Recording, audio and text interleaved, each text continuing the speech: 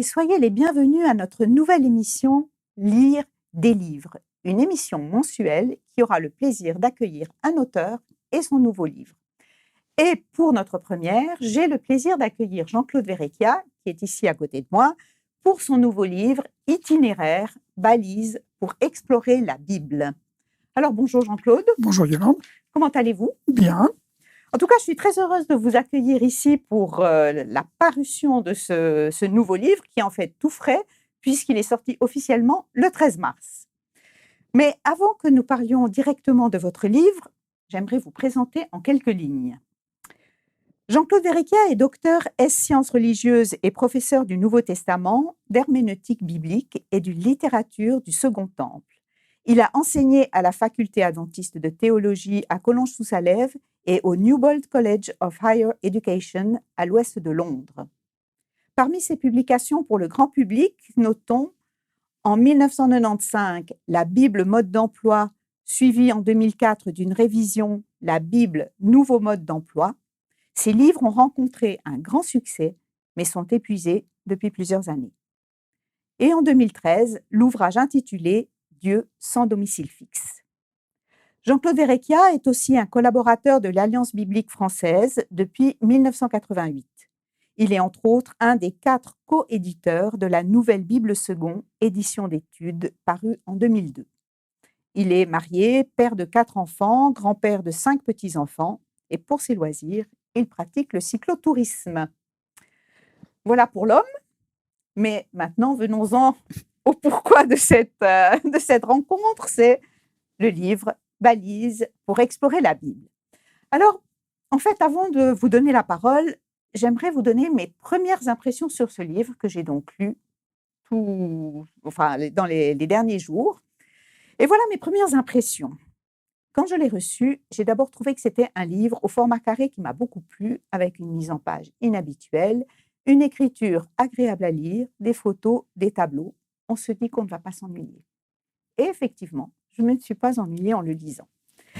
Itinéraire balise pour explorer la Bible est un livre qui casse les codes habituels d'un ouvrage classiquement écrit. Je m'explique. Cet ouvrage est extrêmement dense, fouillé, mais il se lit facilement, car le langage est simple, mais surtout, il utilise des mots et des formules qui nous parlent à nous, lecteurs du XXIe siècle. Nous sommes très loin du patois de Canaan et j'en suis très heureuse car du coup, c'est un livre qui est à la portée de tous et nous pouvons tous nous sentir interpellés. Il casse les codes car tant pour le Nouveau que pour l'Ancien Testament, la lecture ne commence pas là où nous le penserions. Écrit de Paul pour le Nouveau Testament et les psaumes pour l'Ancien Testament. Un peu déroutant, mais qui pousse à continuer la lecture pour comprendre. Et lorsqu'on lit ce livre, ne pas oublier de prendre une Bible avec soi, car souvent, j'ai eu l'envie d'aller voir ce que dit exactement le texte, car c'était des découvertes, comme les répétitions d'alliance, de récits, ou alors pour mettre le doigt sur des difficultés de lecture lorsque 2 textes relatant un même récit, un même événement, ne disent pas la même chose, comme pour la création ou le déluge. Et pour finir, même la conclusion casse les codes, car au lieu d'une bonne synthèse, Jean-Claude Verrecchia laisse le lecteur libre de ses choix, comme dans un film où finalement c'est le spectateur qui va imaginer la fin. Cerise sur le gâteau, les dernières pages invitent à différentes formes de lecture, comme la lectio divina, la lecture interprétative, la lecture textuelle, la lecture rhétorique, la lecture centrée sur le lecteur, pour mettre en pratique tout ce que nous avons lu.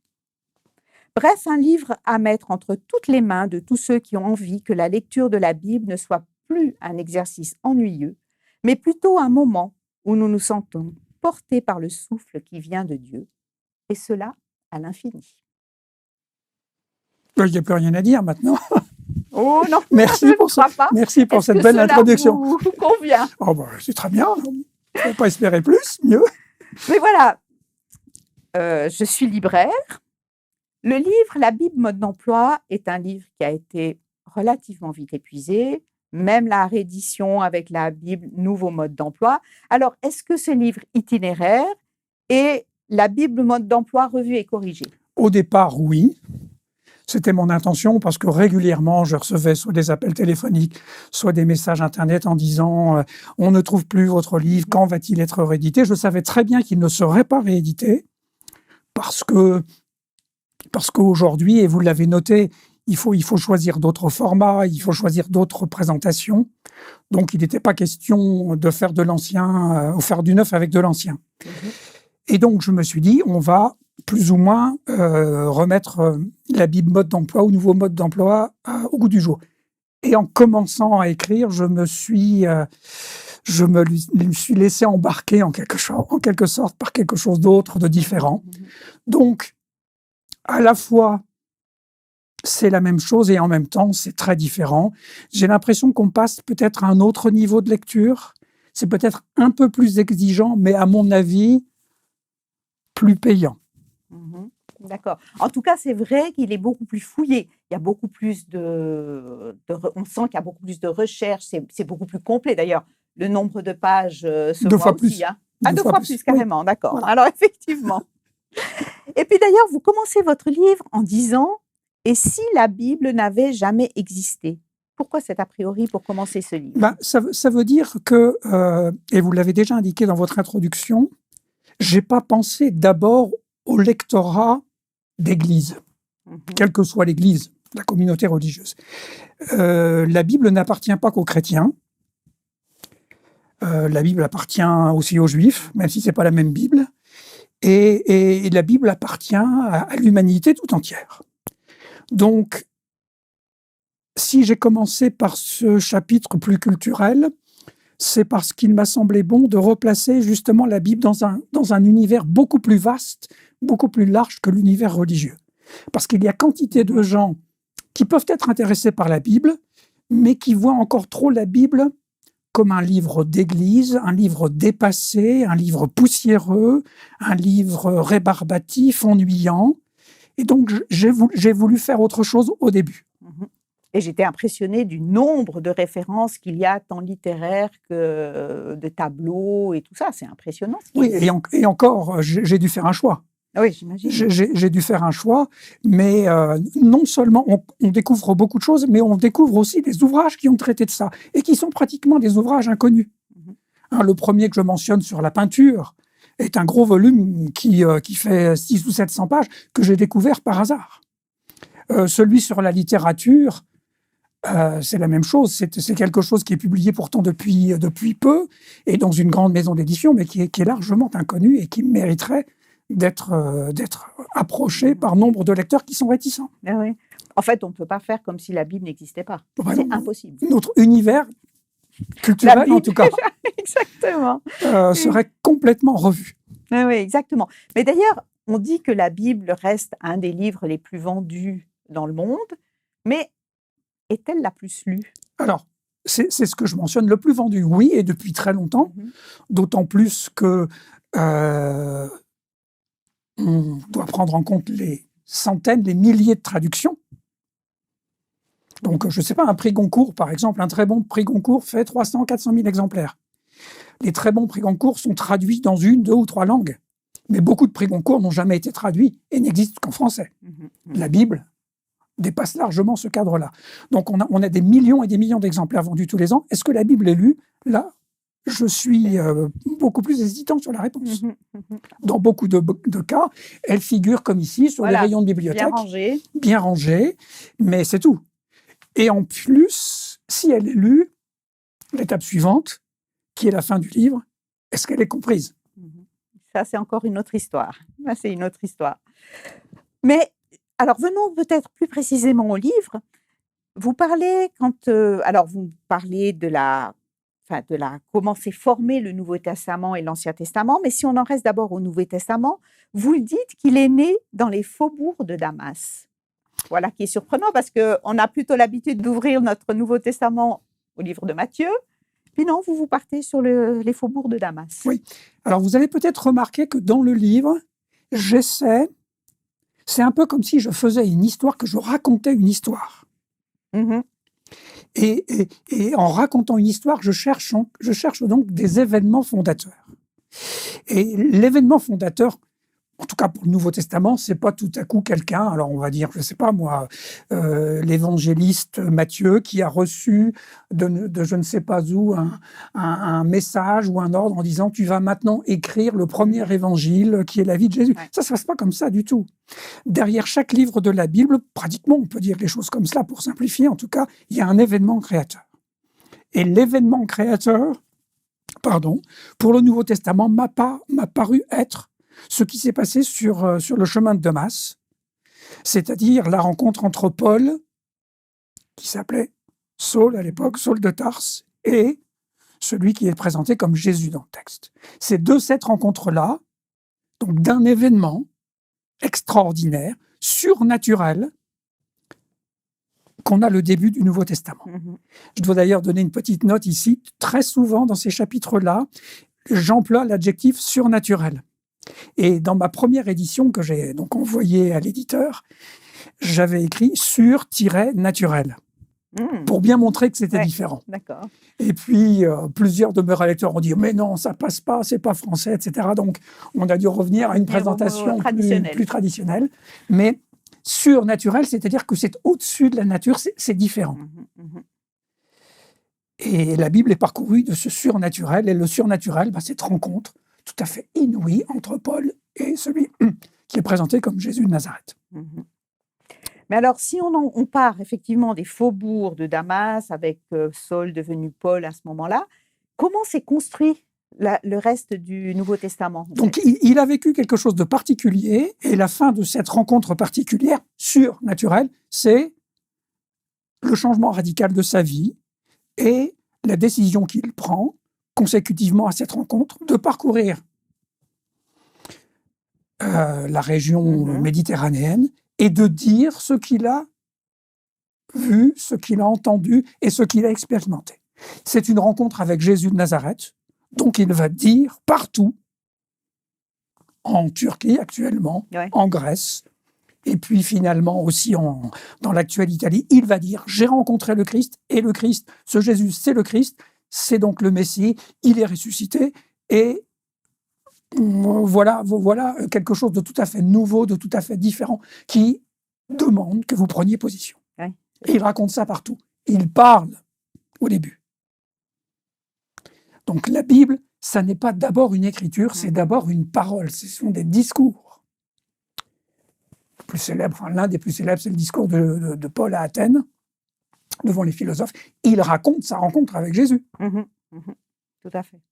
Et puis après, une fois qu'il aura raconté oralement, on va lui demander de préciser certaines choses, où il va devoir intervenir, et donc il va écrire. Et donc l'écriture est seconde, elle n'est pas première. De même, je n'ai pas commencé par les évangiles, parce qu'avant qu'il y ait les évangiles, l'ordre chronologique habituel, il y a pratiquement toutes les lettres du Nouveau Testament. C'est parce qu'il y a Paul qui prêche, pour utiliser un langage d'église, le christianisme, qu'on doit donner une base historique, et la base historique, c'est raconter, mais on peut imaginer, on a posé à Paul la question, mais tu n'arrêtes pas de nous parler de Jésus partout, c'est qui ce type? Et donc plus tard, dans un deuxième niveau, des gens vont se dire, bon allez, on va s'asseoir, et on va collectionner toutes les paroles de Jésus qui circulent, et on va les mettre par écrit. Et ça a été Matthieu, ça a été Marc, Luc, et puis plus tard Jean. Donc la chronologie est renversée. Mais ce qui est important, c'est qu'on commence par une parole. Oui, c'est ça, exactement. On commence par une parole. C'est très, très intéressant. Et ensuite, on passe à l'écriture. Parce que sinon, il y a une sorte de déification de la parole. D'ailleurs, il y a une expression qui est une expression courante dans le christianisme, la parole de Dieu. J'ai quelques réticences à dire, la Bible, c'est la parole de Dieu, oui et non. La parole de Dieu, c'est Dieu qui parle. Dieu n'a pas écrit. Si on fait le rapprochement immédiat, parole égale écriture, on détruit le cycle. On détruit le cycle. Tout à fait. Et la même chose pour l'Ancien Testament. L'Ancien Testament, c'est pas l'auteur de la Genèse qui a reçu un jour un message lui disant « Tu dois écrire le début de l'histoire de l'humanité. » Mais c'est des fois comme ça qu'on l'imagine. Hein. C'est pourquoi, souvent, je dis il faut lire à l'envers. Il faut lire de droite à gauche. Donc, on fait une marche arrière. Et dans la marche arrière, on découvre un certain nombre de choses qu'on n'avait pas vues ou comprises quand on part du début, du soi-disant début, pour aller vers la fin. Alors, si je vous entends bien, le Nouveau Testament, il y a en fait un grand dessein, un grand projet, avec un début dans Matthieu 1 et qui finit dans Apocalypse 21. Alors que souvent, quand on parle du Nouveau Testament, on voit une série de livres bien rangés. Et puis, vous décrivez ce Nouveau Testament comme une grande histoire, en fait. Oui. Et je trouve ça assez intéressant. Dites-nous en plus. Alors, c'est les acquis de ce qu'on appelle la narratologie. La Bible, c'est une série d'histoires qui sont racontées, mais qui sont racontées à la fois comme des histoires séparées. Et il nous appartient, peut-être à nous aussi, lecteurs d'aujourd'hui, de voir derrière ces histoires séparées, de retrouver derrière ces histoires séparées comme un fil conducteur. Oui, c'est ça. Alors, le lien que je fais entre Matthieu et l'Apocalypse, c'est le lien du lecteur d'aujourd'hui, c'est mon lien. Mais je crois qu'on gagne beaucoup en essayant de dire, en fait, on a des pièces comme des pièces d'un puzzle. Et l'objectif, c'est d'essayer de reconstituer le tout. Alors, il y a des pièces qui s'emboîtent facilement les unes par rapport aux autres. Puis, il y a des pièces qui s'emboîtent mal. Alors, il ne faut surtout pas forcer. Peut-être que le plus intéressant, c'est quand on n'arrive pas à remettre une pièce à un certain endroit, ça veut dire qu'elle est différente et qu'elle a donc un rôle particulier à jouer. Mais vous voyez cette tentation de ne pas simplement considérer des petits bouts, mais d'essayer de voir plus loin que les petits bouts pour voir ce qui a été finalement la reconstitution d'une grande histoire. C'est là où la Bible devient encore plus intéressante. C'est pas simplement l'histoire de machin, de trucs et de bidules, mais c'est une grande histoire. Et ça, j'ai trouvé vraiment, ça m'a beaucoup interpellée en tout cas quand j'ai lu ça, parce que ça a été, je reconnais, une découverte de me dire, ah ben tiens, c'est vrai que si je prends le Nouveau Testament comme une grande histoire, ça change un peu le regard qu'on a en fait, sur ce Nouveau Testament. Grande histoire constituée de petites histoires. Et je dirais là, dans ces petites histoires, une petite histoire peut être ma petite histoire à moi aussi. Absolument. Ouais. J'ai mon rôle à jouer à ajouter ma pierre à l'édifice dans l'interprétation. Comme par exemple, aussi dans l'Ancien Testament, le livre de Jonas, c'est un excellent exemple, c'est un livre sans conclusion. Exactement. C'est-à-dire que c'est moi qui dois écrire la conclusion, donc je suis, moi, dans la petite histoire de Jonas, je peux être aussi partie de cette petite histoire. Oui, et puis elle va être différente selon les moments que je vis. Exactement. C'est ça qui est incroyable. Voilà. Et si on en vient, vous avez fait le pont avec Jonas, si on en vient maintenant à l'Ancien Testament, alors là, pareil, pourquoi avoir commencé le chapitre sur la naissance de l'Ancien Testament avec les psaumes? Alors, commencer avec les psaumes, plus large que les psaumes, commencer avec toute la littérature, on va dire poétique. Ouais. Pourquoi ? Parce que, en fait, cette littérature-là, elle est très difficile, non pas très difficile à dater, mais elle couvre une période très large. Si on regarde un peu attentivement les psaumes, on est presque sur une période de 1000 ans. D'accord. Peut-être un peu moins, mais en tout cas plusieurs centaines d'années.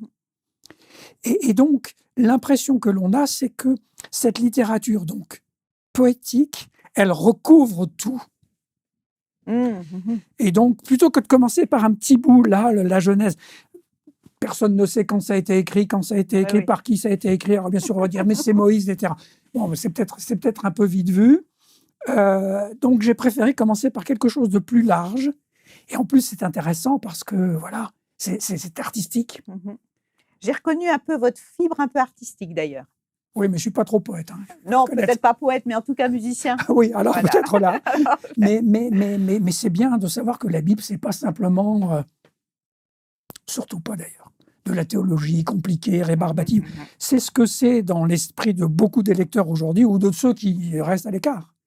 Mais il y a des poésies fantastiques dans la Bible. Et de tout genre. Et j'ai voulu commencer par cela parce que, en rapport avec la chronologie, c'est le plus vieux, probablement, et c'est le plus ample aussi. On dit 70% de l'Ancien Testament, c'est de la poésie. Et puis 70%, c'est des récits aussi. Oui, alors. Voilà, faut qu'on trouve le juste équilibre là au milieu. Pourquoi d'ailleurs parler des cercles? Vous avez parlé des cercles des poètes, après vous parlez du cercle des prophètes, après le cercle de Moïse. Pourquoi? Parce que vous en parlez comme des cercles en disant après, ça devient des écrits. Oui. Alors, Pourquoi des cercles? pourquoi des cercles? Parce que j'ai pas voulu faire des listes. Parce que c'est une liste, ça fait un peu catalogue. D'accord. Dans un cercle, vous mettez beaucoup plus de choses. Mhm. Et on ne voit pas tout ce qu'il y a. Dans une liste, ah tiens, il manque ce truc, ou ce truc vient avant ou après. Dans un cercle, vous positionnez à peu près où vous voulez. D'accord. Et au départ, donc, il y a eu des poèmes qui ont été écrits, des psaumes. Alors, regardez des psaumes. On en a 151 aujourd'hui, en tout cas dans certaines Bibles, dans la Bible, dans la Tob en tout cas, on a 151 psaumes. Dans les autres versions, on en a 150. Il y en a un qui a été ajouté après, qui vient de la Septante. Mais on a, d'après les textes de Qumran, on a beaucoup plus de psaumes qui ont été écrits par David, par exemple. Mhm. On les a pas. Donc, vous voyez que l'univers poétique est beaucoup plus large que ce qu'on a dans la Bible. Et cette idée de cercle, ben voilà, vous mettez tout. On met tout dedans. D'accord. Et puis après, on dit, oui, mais le cercle, il est vraiment très compliqué, et on va réduire la taille, et puis on va organiser. Mhm. On va organiser. Et l'organisation, ben, vous ne pouvez pas, à l'intérieur d'un cercle, comment vous organisez? Vous ne pouvez pas. Vous pouvez pas. Voilà pourquoi. Exactement. Et puis bon, le cercle des poètes. Voilà, oui, c'est ce que ça m'a fait penser au début, mais après avec le cercle de Moïse, ça fonctionnait moins bien. Voilà. Mais d'ailleurs, vous avez parlé là de Qumran. Dans votre livre, vous parlez qu'il y a un avant 1947 et un après 1947. Et en fait, 1947, c'est la découverte des manuscrits de Qumran. Le début. Enfin, le début de la découverte. Qu'est-ce que ça a changé, en fait, la découverte de ces fameux manuscrits? Ben, ça a changé qu'on a découvert beaucoup plus de manuscrits de l'Ancien Testament, ça ne concerne que l'Ancien Testament Qumran, que ce qu'on avait jusqu'alors. On avait très peu de manuscrits, en hébreu donc, Mhm. de l'Ancien Testament. À Qumran, tout à coup, il y a eu une explosion qui a obligé les spécialistes à tout remettre sur la table. Je note, aujourd'hui d'ailleurs, ce matin, pas plus tard que ce matin, le gouvernement israélien vient d'annoncer publiquement que 2 autres manuscrits ont été découverts dans la région de Qumran. Ah, d'accord. Et qui sont fort anciens, donc un petit bout du prophète Zacharie et un petit bout du prophète Naoum. D'accord. Donc on pense, les recherches. on pense que c'était terminé, Qumran, mais non. Ouais. Mais non, on n'a pas tout trouvé. C'était un Donc, haut lieu de. on met encore en œuvre aujourd'hui dans cette région des moyens techniques, caméras, scanners, etc., infrarouges et autres, pour fouiller la région qui est très désertique et très, très aride, parce qu'on est à peu près sûr qu'il y a encore d'autres choses. On veut aussi, et c'est la tâche du gouvernement israélien, la mission, essayer de lutter contre tout le brigandage, le piratage des gens qui découvrent des manuscrits, qui les gardent pour eux et qui les placent dans une banque. Nous enregistrons depuis un studio en Suisse. J'ai rencontré un jour l'un des plus grands spécialistes de Qumran dans un aéroport. On avait participé ensemble à une grande convention théologique. Il me disait, bon, je suis sûr qu'il y a quelque part en Suisse, dans une banque, encore un très grand manuscrit de Qumran, et on attend le bon moment pour le mettre sur le marché. D'accord. Bon, on n'est pas à l'abri des surprises. Alors. On n'en est pas à l'abri des surprises. D'accord. On n'est pas à l'abri des surprises. Donc, 1947, c'était l'explosion. Hein. Et donc, principale découverte 47, mais on a continué. On continue, donc, jusqu'à 53, grosse période.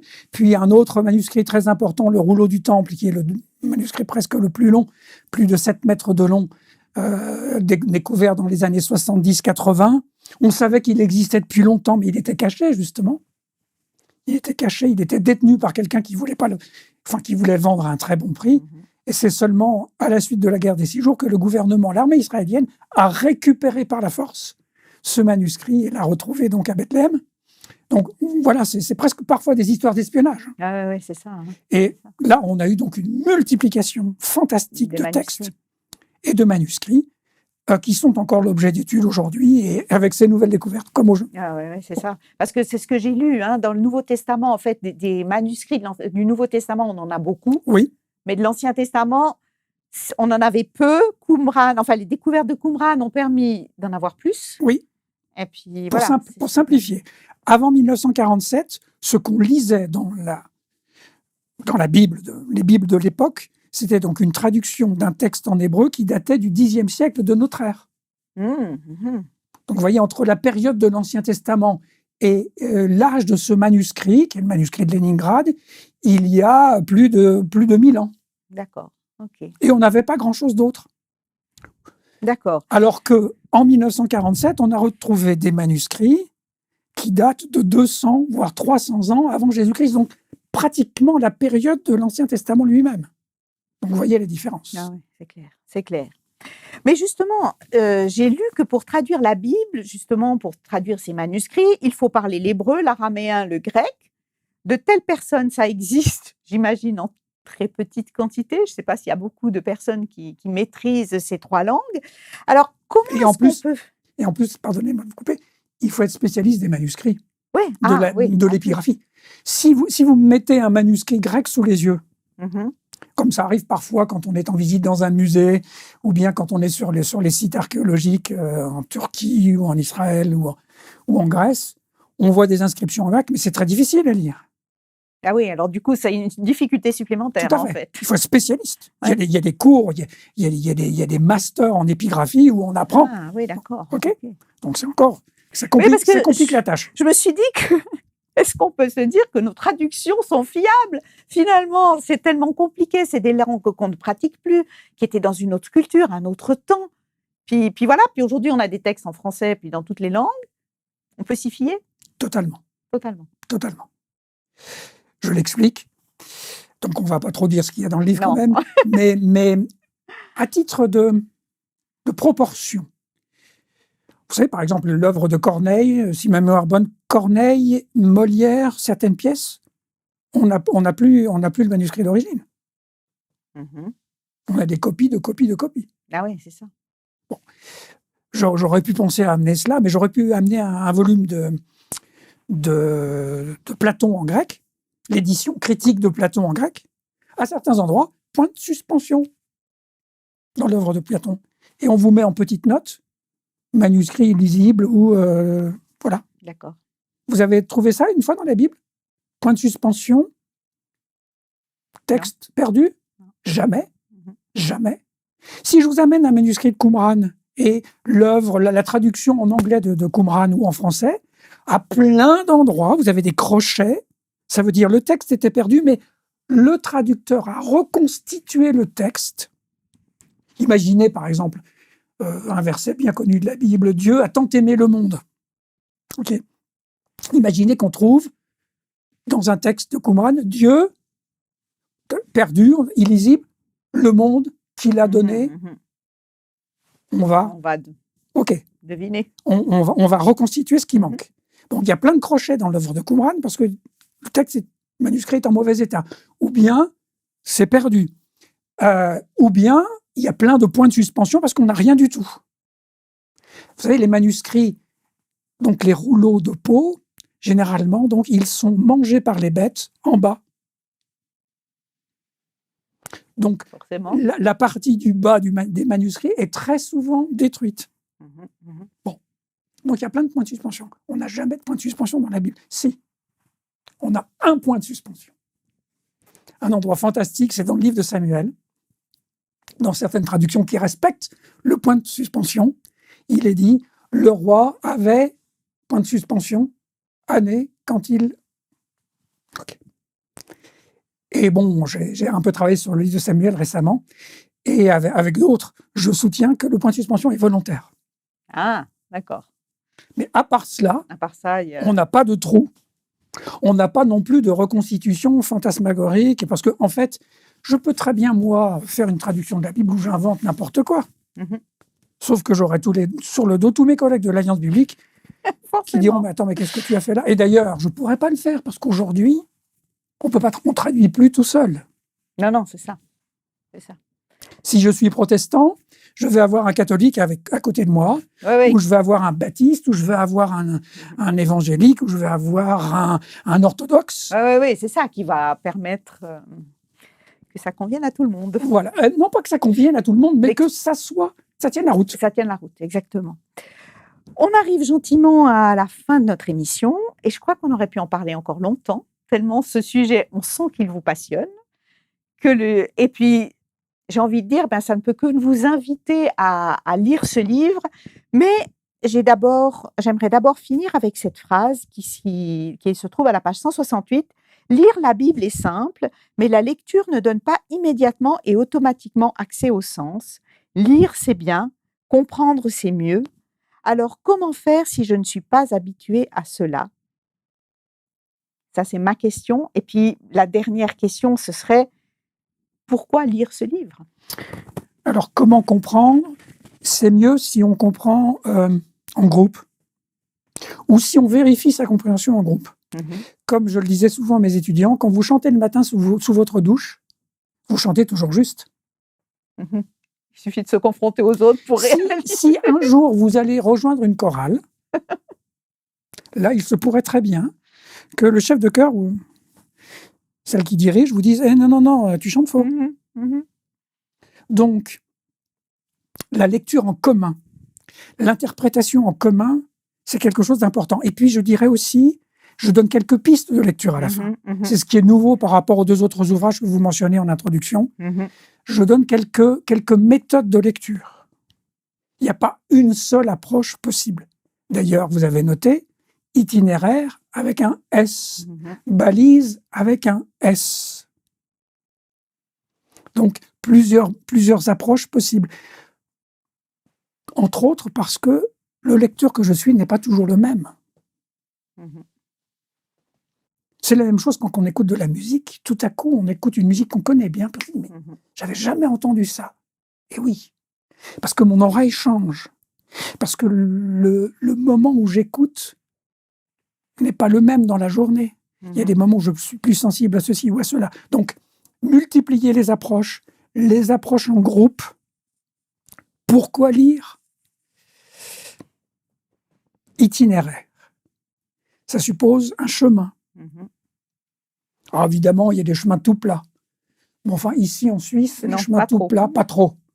Hein? Pas trop. Même d'ailleurs, quand on fait le tour de certains lacs, où c'est supposé être plat, c'est pas plat du tout. Absolument. OK?